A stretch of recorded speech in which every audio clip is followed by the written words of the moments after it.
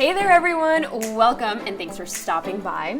And today we are talking about how to stay motivated. And yes, I am so excited to take you through this today. But first, if this is the very first time you have stumbled across one of my videos or this channel, welcome. And I'm Neeta, and I drop these golden gems to improve your life weekly. So if you like this video even a teeny tiny bit, it would mean the world to me so much if you can please hit like or comment below and share this with somebody that you think needs this, especially today.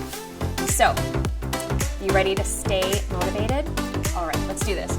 Now, let's dig into what motivation actually is and how it actually works. I am actually putting my science hat on today.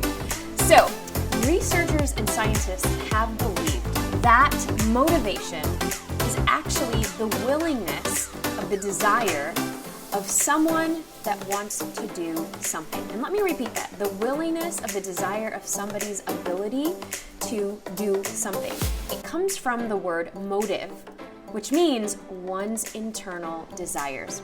And it can work in both ways. To solve an aversion, to avoid something that pushes you to take action, or alternatively, elicits an emotion or an enthusiasm to move towards something that you wish to accomplish.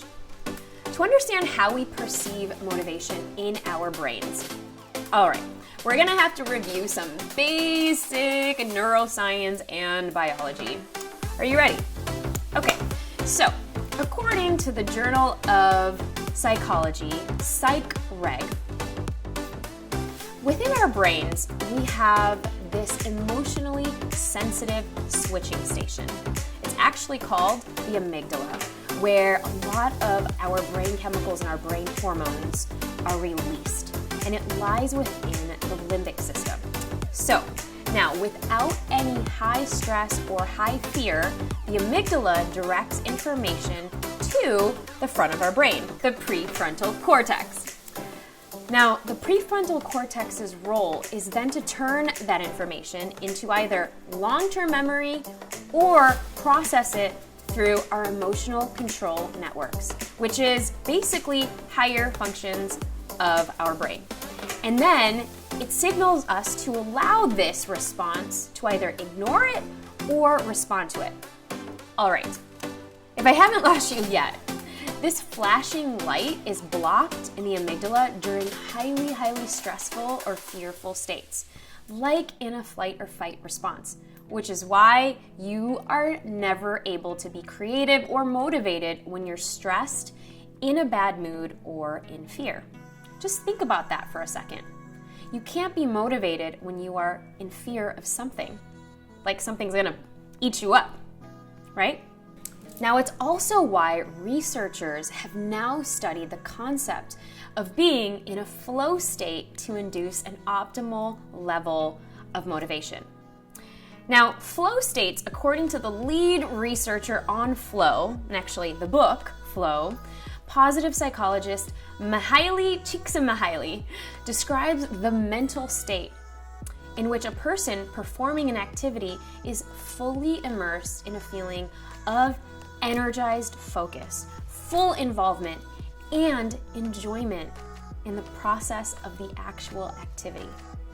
So yes, you guys, it's that feeling of being in the zone when you're accomplishing your work during a duration or period of time with full high energy. Can you recall a time when you were just in the zone doing what you wanted to be doing? So how do we accomplish this knowing about the flow state, especially when you just don't feel motivated? Okay, so here are 5 things you can do right now. You ready? The first thing, remember your why. What is the reason that you are doing what you are doing? Many of my students and clients want to build their dreams of writing their book, speaking in front of large audiences, spreading their messages to create big impact, creating videos that are going to be of value to people, and maybe even creating their business from their passions. They go back often to their big why. And many times, that why is the transformation they experienced in some way. Or maybe it's the personal struggles and challenges that they overcame, and now they want to share it in a masterpiece. Or maybe it's sharing that message to educate and inspire others because it helps others solve an actual problem and even provide a solution. Or maybe that they've finally mustered the courage to live a life on their terms, doing the things that they love. When you are able to go back to that why, and maybe have it posted in your room. Maybe posted in your room on a vision board, or on your desktop, or even your phone background. It instantly keeps you motivated. Next, this is important. Starve your distractions. Whether they are toxic people that demand a lot from you or take away from your motivation, and not to mention all of those devices and things that truly get in the way of keeping you in that flow state.